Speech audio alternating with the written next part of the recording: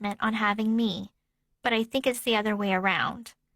She hadn't achieved much, so caring for a chronically sick kid became the excuse or even the justification.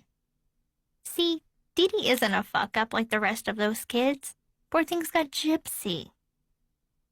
My grandmother Sharon, my dad's mother, worked at the public library, and one day noticed a book in the return bin that had Mama's name on the checkout card in the back pocket. The title was something along the lines of How to Get Pregnant Fast. Concerned, Sharon called her son to warn him.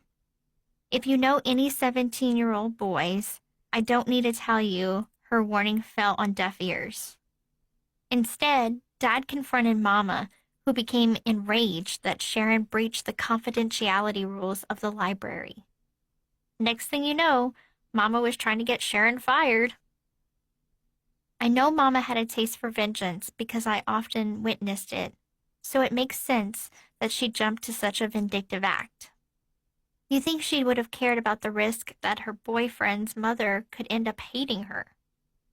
Characteristically, my mother got very defensive and felt slighted by the smallest actions, even if they weren't done on purpose.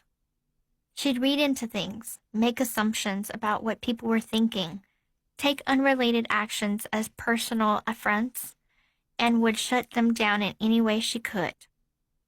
Mama also ran away from situations and conflict a lot. Later in my life, I think she graduated from defensive to paranoid. This made it very difficult for her to have relationships, especially with her siblings. Her paranoia was partly why she isolated us from the world. Long story short, the pregnancy book worked because, well, here I am. In order to gather an understanding of my mother and my own birth story, I've had to endure some TMI moments with Dad and his wife of 30 years, Christy. The tale is as old as time. Rod wasn't in love with Dee Dee, but he was brought up with a sense of duty that told him he had to marry her. It was the right thing to do when you get a girl pregnant.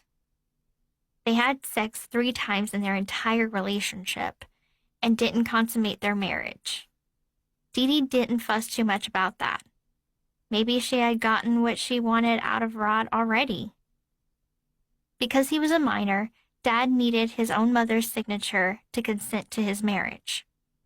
The ceremony and reception were at the VFW in Golden Meadow, Louisiana on December 27, 1990. On the way there, Dad and one of his groomsmen got into a wreck and totaled Mama's Ford Fiesta.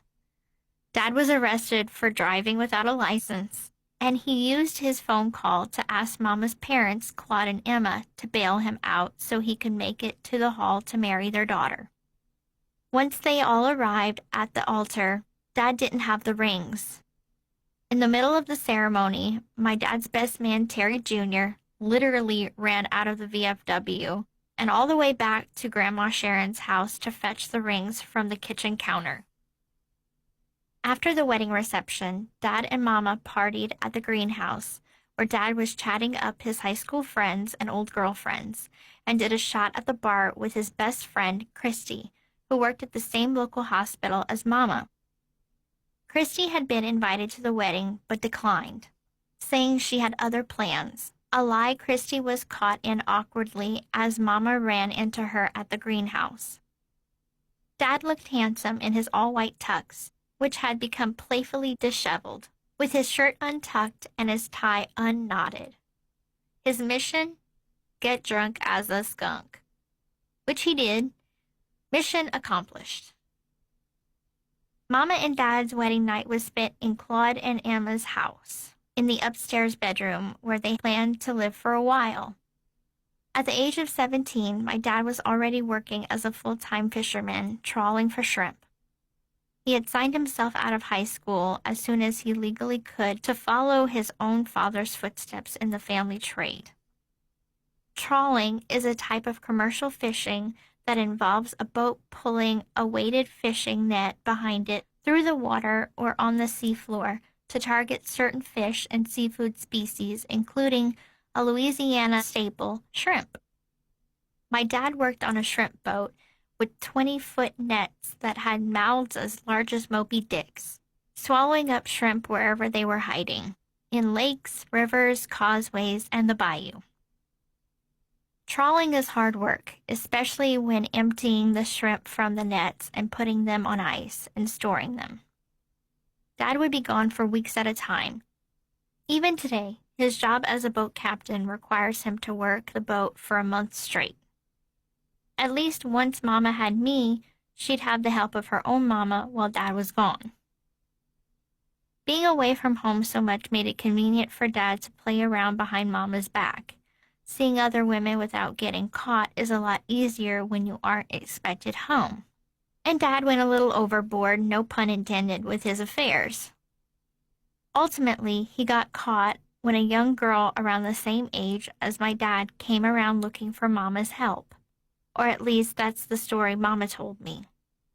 The girl wanted money from Mama for an abortion because Rod had gotten her pregnant. My mother, being Catholic, was not pro-choice and said she wouldn't aid this stranger in getting an abortion. But she did have extra diapers and formula of mine that she'd give her to help. The other girl decided to have and keep the baby, and today I have a half-sister almost the same age as me who doesn't live too far away.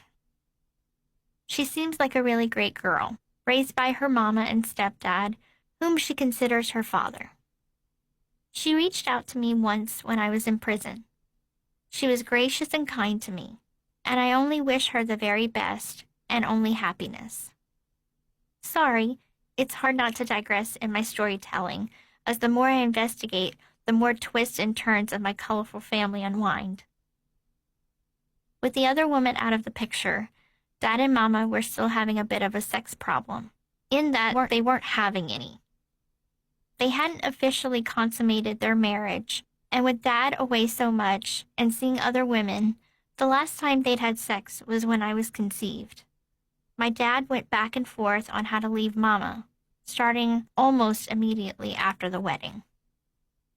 For almost 3 months, Rod called Christy asking for advice, for a way out of the marriage.